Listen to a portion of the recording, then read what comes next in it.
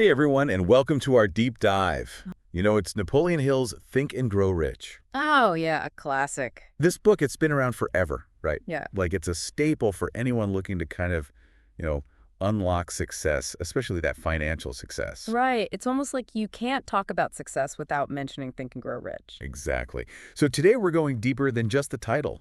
We're going to break down those 13 steps Hill talks about, the steps to riches. I love it. And we'll dive into all those stories that make this book so captivating. Yeah, the stories are really what bring it to life. Right. So are you ready to uncover some of these secrets to riches? I'm all ears. Let's dive in. Okay, so right off the bat, Hill throws out this idea of a secret, like this formula for success. It's a great hook, right? It is. It's like he's letting you in on something that's been hidden for ages. And he claims this secret came straight from Andrew Carnegie, the steel magnate. Oh, wow. Yeah, I remember that part. And it's like this thread woven through the whole book. It makes you feel like you're on this treasure hunt deciphering some ancient code. Totally. And the thing is, this secret, it's not some theoretical concept. It worked for Carnegie himself, for Charles M. Schwab, who helped create U.S. Steel, Yeah. and for countless others. Right. It's not just theory. It's proven. Exactly.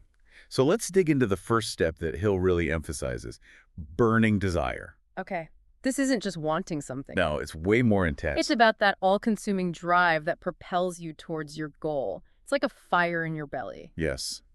And Hill gives this amazing story about Edwin Barnes, who was absolutely determined to work with Thomas Edison. Not just for him. Exactly. He didn't want to be another employee. He wanted to be Edison's partner. And his story is incredible. He basically shows up at Edison's lab with practically no money. Really? Takes a menial job just to be in the right place. And through sheer willpower and persistence becomes Edison's business partner. That's insane. It is. And Hill argues that it wasn't luck. It was the intensity of Barnes's desire that made it happen. That's a powerful example. Anecdote. So it makes you think about our own goals, right? Absolutely. What is that burning desire that keeps us up at night? What are we willing to sacrifice to achieve it?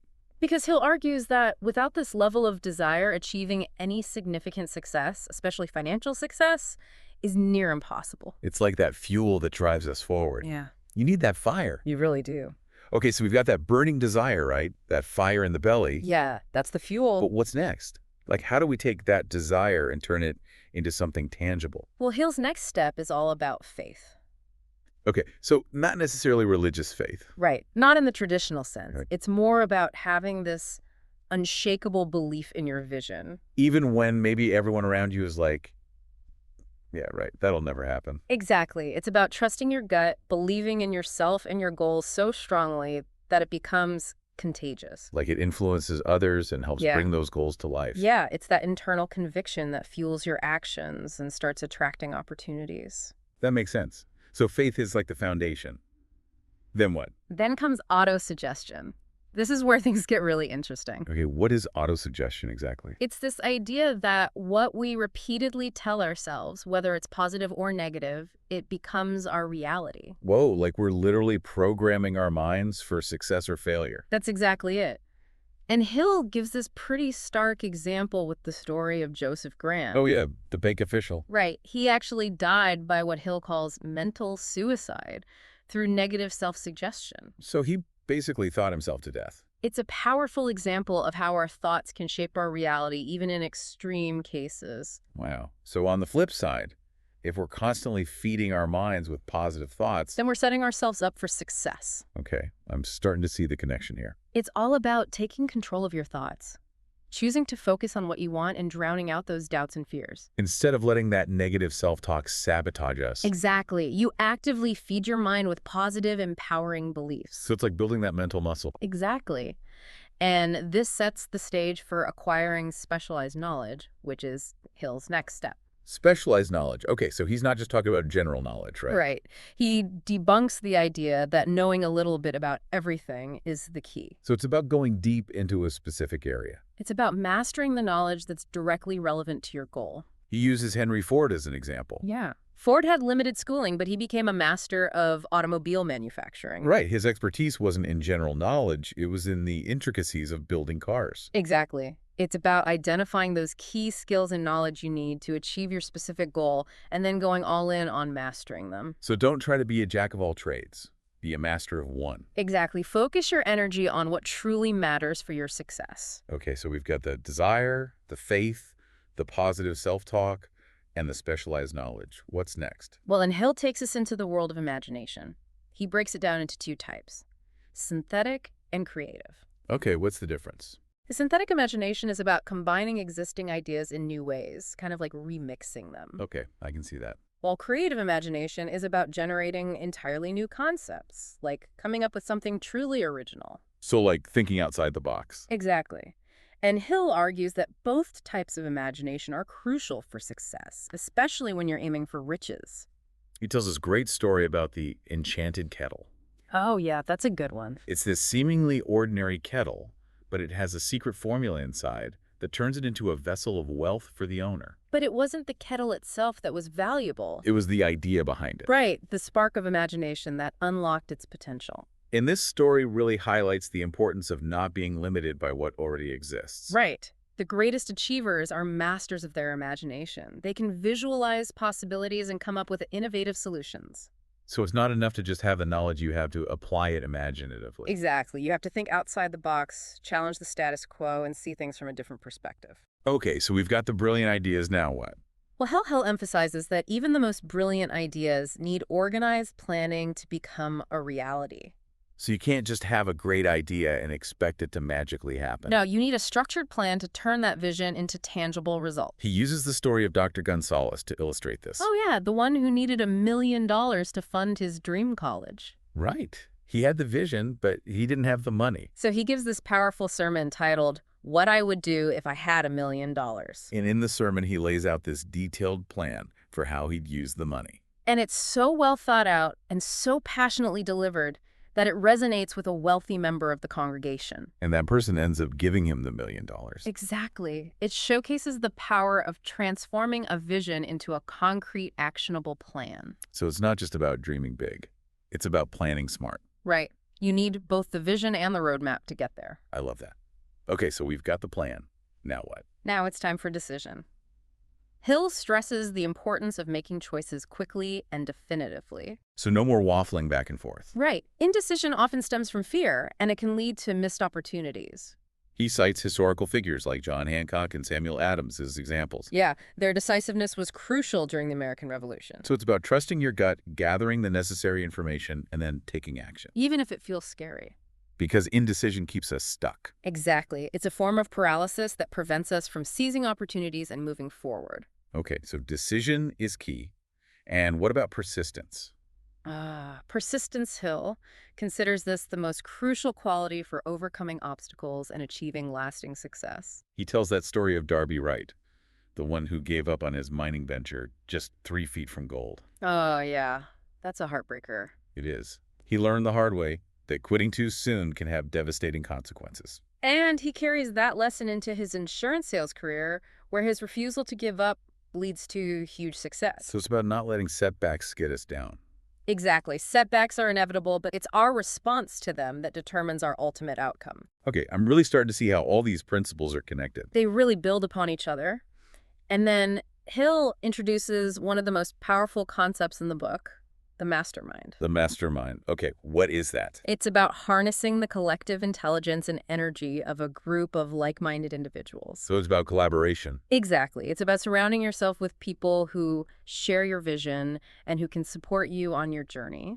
He uses Henry Ford again as an example. Right. Yeah, Ford was brilliant on his own, but he recognized the power of surrounding himself with other great minds like Edison Burbank and Firestone. So it's not about going it alone. It's about building a team. Exactly. And Hill encourages forming your own mastermind alliance. A group of people who can share ideas, provide feedback, and keep you accountable. Right. It's about creating this synergy that can unlock potential beyond what any individual could achieve alone. So it's about leveraging the power of collaboration. Exactly. And then Hill delves into something a little more mystical, the sixth sense. Oh yeah, this is where things get really interesting. He equates the sixth sense with creative imagination. So it's not just about logical thinking. It's about tapping into intuition, inspiration, and that deeper creative potential within us. He tells the story of Dr. Elmer Gates, who attributed his 200-plus patents to cultivating his sixth sense. Right. He would actively sit for ideas allowing his creative imagination to flow. So it's about trusting those flashes of brilliance that seem to come from nowhere. Exactly. Those aha moments that can lead to breakthroughs. Wow. So we're talking about going beyond just our rational minds. Right. It's about accessing a deeper level of awareness and allowing those creative insights to emerge. Okay, so we've covered a lot of ground here, right? From burning desire to the mastermind, and even tapping into the sixth sense. It's amazing how these principles all connect. It is. So where do we go from here? What else does Hill emphasize in those 13 steps to riches? Well, he then dives into the power of the subconscious mind. Okay, subconscious. He believed it was incredibly powerful and very susceptible to suggestion. So by consistently feeding your subconscious with positive, emotionally charged thoughts, you could actually attract success. So it's not enough to just think positive thoughts. No, you have to really feel them. You have to embody those feelings and beliefs you want to manifest. Okay, so this connects back to auto-suggestion. Right, exactly. But it takes it a step further. It's not just about thinking it, it's about feeling it. It's about aligning your thoughts, emotions, and beliefs to create this powerful force. We'll track what you want. Right. And along with harnessing that subconscious power, Hill also talks about conquering fear. Fear. Okay. He identifies what he calls the 6 ghosts of fear. 6 ghosts. Wow, that sounds intense. It is. These fears are poverty, criticism, ill health, loss of love, old age, and death. That pretty much covers everything. Right, and Hill argues that these fears, especially the fear of poverty, can really paralyze us. So it's not just about being afraid of being broke. It's about that mindset of scarcity, the belief that there's not enough to go around. And that can hold us back in so many ways. It can prevent us from taking risks, pursuing opportunities, and ultimately reaching our full potential. So how do we overcome these fears?